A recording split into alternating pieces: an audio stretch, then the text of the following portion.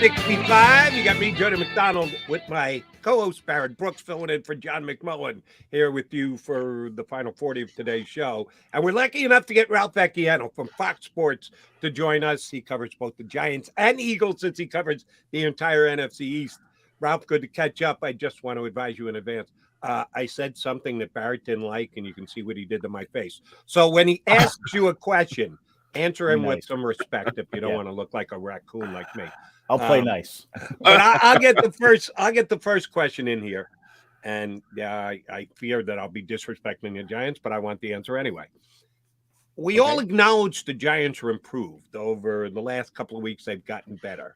But it's two games we're talking about, right? The win that guaranteed them a division, a playoff spot, a wild card spot, and last week in Minnesota. In between, you had the non-factor game against the Eagles where they played their backups and their star players sat on the bench and the like.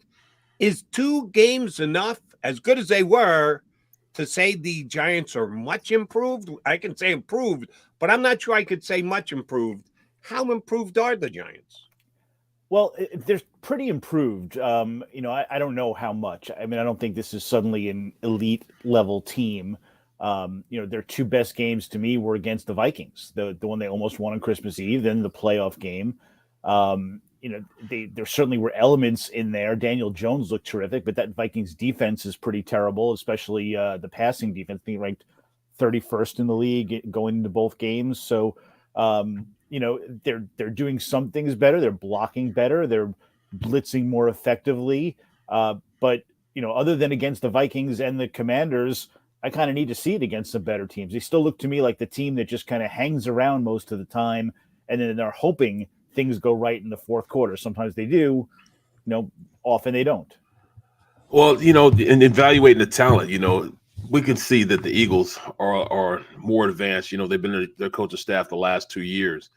And looking at coaching staffs and comparing the two, I mean, I can't say much, but nothing but high praise for, Dable, Martindale, Kafka. These guys have definitely improved the roster that I didn't think could be improved the way it is, I mean, as far as coach of the year, which coach you pick as far as being a coach, out of those two as the better coach?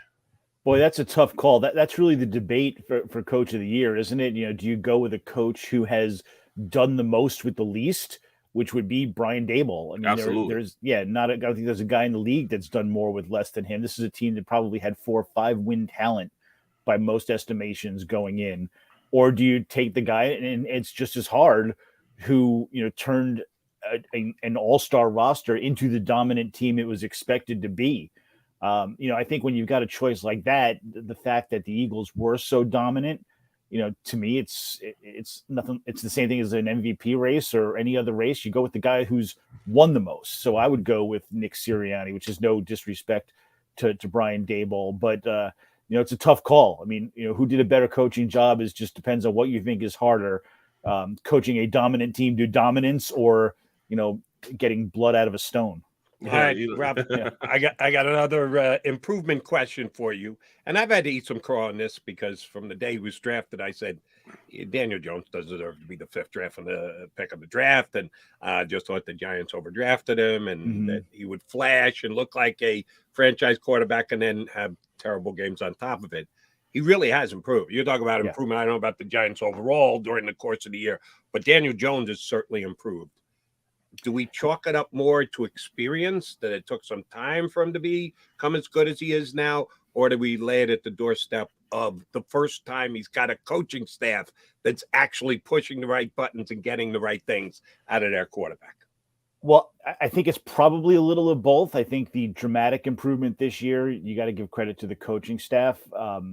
Daniel Jones is a guy who I honestly always thought had the skills. I thought the beginning of his rookie year, he came in and looked like a polished quarterback many, many times. He had interception troubles. A lot of rookie quarterbacks do. He had fumble issues, which you hoped were going to be corrected. But his biggest issue for the first few years was, I thought, bad coaching. And I thought just a lack of talent around him. My question coming into this year was, can he elevate that talent around him? And can he stay healthy, which was also a big issue with him early in his career. he's obviously stayed healthy. He's obviously elevated the talent, but a lot of that is because Brian Daboll came in and he didn't say, here's my scheme, Daniel, figure it out and run it. He went in and said, what does Daniel Jones do well? What do we do well? We don't have the receivers to throw downfield, so they don't throw downfield. They throw a lot of short passes, and they have a running back and a quarterback who can run. So what do? They run a lot of RPOs and play actions. And, finally, for the first time in his career, they are playing to his strengths. And he has shown, okay, if you do that, I can carry you if I need to. I have the talent to do it. I think there's other things he can probably do with a better cast around him, but this is the hand he's been dealt, and the coaches have put him in the right spot to make the most of it. You think they franchise tag him, or do you think he's just going to be a guy that's going to go into the season with a mega deal? Has he become Daboll's guy? I think he is Daboll's guy. I think the Giants believe that he's their long-term guy, and they will try to sign him to a long-term contract. It's a little bit complicated because they're not. I mean, they do have a lot of cap room. I think they're projected up like $70 million, but that goes pretty fast these days, and they have a lot of holes to fill, a couple of spots on the offensive line, some defensive holes. They need a whole new receiving core, really. So there's a lot of things they need to fill, and they also have to sign Saquon Barkley and plan for signing Dexter Lawrence in another year, and Daniel Jones. Can they manage the cap and get Barkley and Jones in under it and do other things? I don't know. It's probably better for them if they can. But, people laugh at me when I say, well, Daniel Jones is going to get $40 million a year. They say, well, he's not worth that. And it doesn't matter. That's what the next quarterback gets. That's a going rate. Yeah, they keep going up and up and up. And there's 32 franchises and probably 20 guys capable of playing quarterback at an elite level. When you have one, you don't let it go. And he's not going to give a discount now. It's that I think the franchise tag is in the low $30 million. He's not taking less than that because he can just bank that for a year and watch the prices go up. So I think they'll try to sign him. Whether they can or not, my suspicion is either Barkley or Jones will get the franchise tag and the other will get a deal, and they'll just keep working on it through the rest of the season. All right, I'm going to give you two stat lines that happened just over a month in between, and there's one very telltale number that lines up absolutely perfectly. Okay. 9 carries for 53 yards, 2 touchdowns, 9 carries for 28 yards, and no touchdowns. That was Saquon Barkley last week against Minnesota and Saquon Barkley against the Eagles back in week number 14. If you want to add to it, Saquon 5 catches for 56 yards against the Vikings and 2 catches for only 20 yards against the Eagles. Even though he toted it from the line of scrimmage, the exact same in both games. One game he was considered a star. One game left you shaking your head if you're a Giant fan. Which Saquon Barkley shows up this week against Eagles? Probably a little bit more towards the star. I don't know if it'll be a guy who's going to rush for 120 yards, although, I guess if you're going to find one vulnerability in that Eagles team, I've thought all year long it's their run defense. Sometimes they just have tackling lapses, and if Barkley gets through and they start missing him, yeah, he can have a big game. But he's not that 9-carry, 28-yard guy. I think for a couple of things in that game. One is he developed a neck injury early in that week, and he was a little limited. We don't know a lot about what it was, but he was on the injury report, didn't practice fully. And from what I've been told, what we've all been told, he wasn't completely healthy. He was also pulled early in that game. Once it started to get out of hand, actually when he stopped playing, it wasn't even all that out of hand, but it was getting there. And they put Matt Breida in, and they decided that, we've seen enough from him. We're not going to put him at risk. So he's one of those guys that he kind of has to stick around long enough, and he'll get those couple of big runs to sort of pad his totals, and he'll have 9 for 28, and then suddenly it'll be 12 for 70 something. And he didn't get that chance because he just wasn't in long enough. So he's running well right now. They're minimizing his run. They've been leaning on Daniel Jones a little bit more, but I think that you'll get a little bit more of the better Barkley in this game for whatever that's worth. Well, looking at it on the defensive side of the ball, Wink Martindale's a guy that blitzes. He blitzes over 40% of the time, but he didn't blitz this last game against Hurts. He didn't blitz him a lot. do you think he becomes status quo and blitzes 40% of the time like he did, like he has been doing, or does he rush or play the game differently, knowing that Jalen Hurts, when you blitz, that means you're going one-on-one on the outside, and that means your DB's backs are turned. We know how dangerous he is with his legs. What do you think he's going to do? Is it going to be the latter, or is he going to go ahead and blitz him like status quo?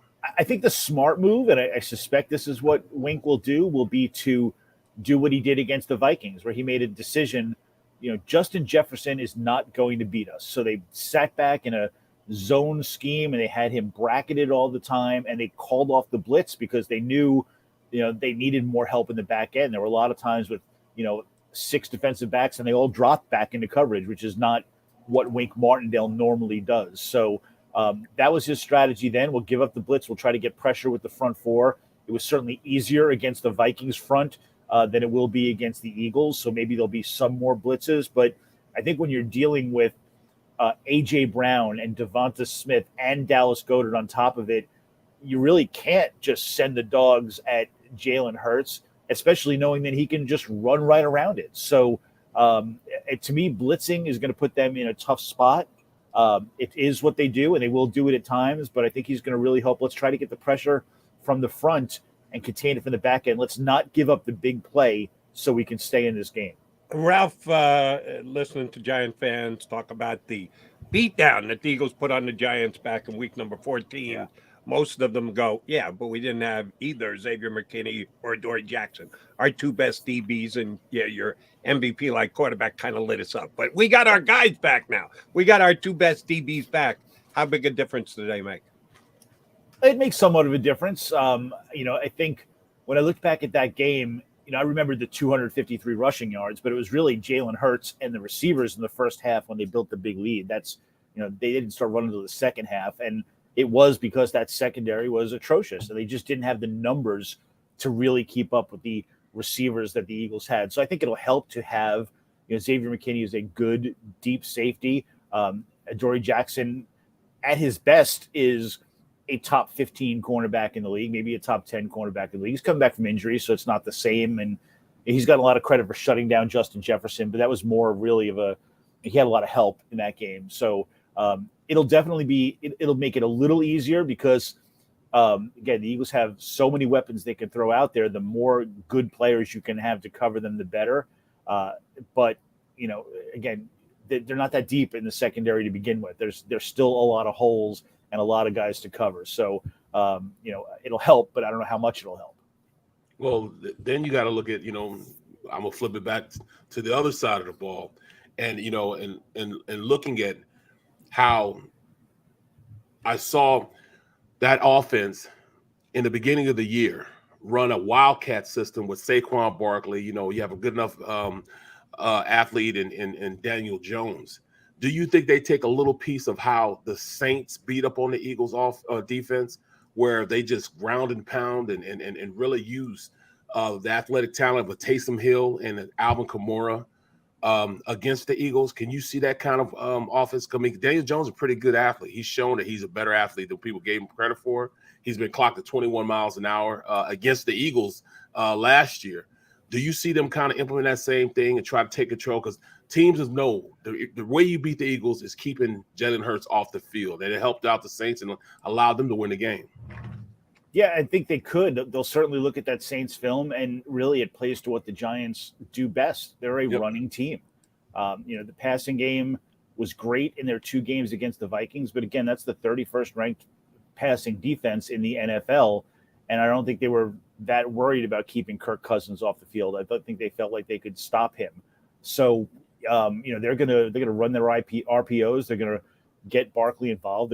Their best player remains Daniel Jones running the football. So you're gonna see a lot of that. I think a lot of it may depend on how the Giants' offensive line, which has been better but not great, can handle that Eagles front and that Eagles pressure.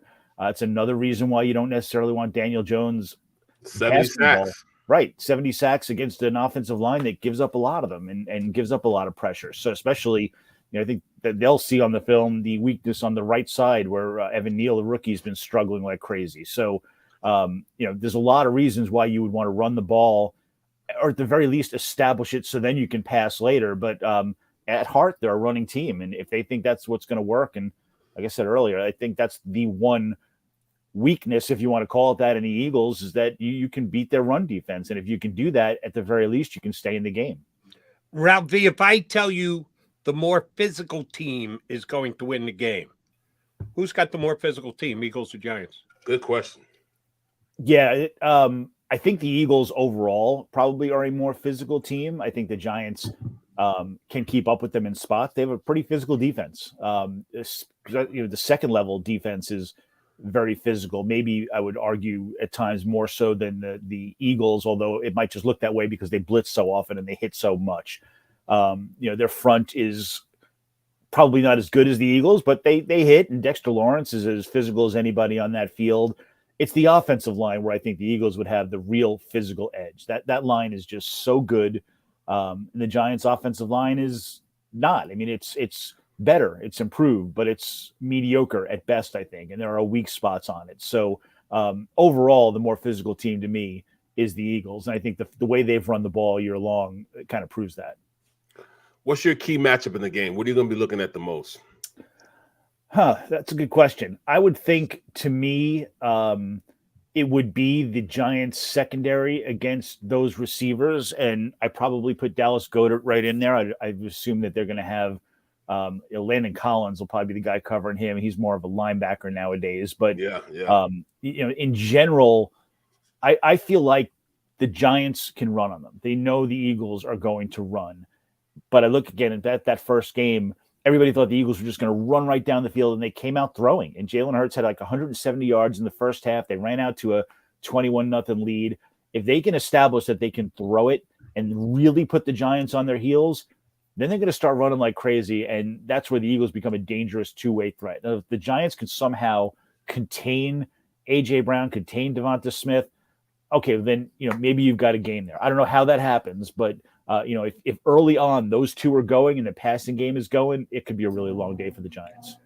Ralph, I hope that you're getting time and a half for this weekend, because your counterpart for the NFC South or the NFC North don't get to work at all, whereas you have to pay attention for both games because you got two teams on Saturday and then one on Sunday.